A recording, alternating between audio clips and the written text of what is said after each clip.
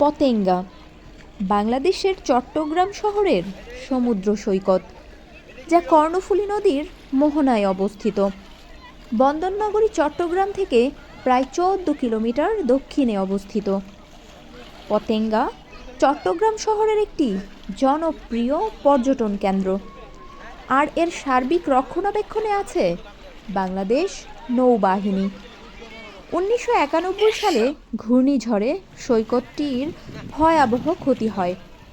পরবর্তীতে এর ক্ষতি ঠেকাতে সৈকত জুড়ে দেওয়া হয় কংক্রিটের দেয়াল এবং রাখা হয় বড় বড় পাথরের খণ্ড।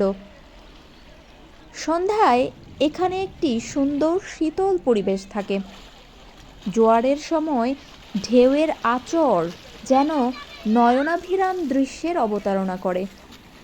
চট্টগ্রাম বন্দরের জন্য সারি সারি ছোট বড় জাহাজ এইখানের পরিবেশে ভিন্নতা নিয়ে আসে। পতেঙ্গায় রয়েছে স্পিড বোটে ঘুরে বেড়ানোর সুযোগ। সমুদ্র তীরে আছে সি বাইক ও ঘোড়া, আর কেনাকাটার জন্য রয়েছে সি মার্কেট।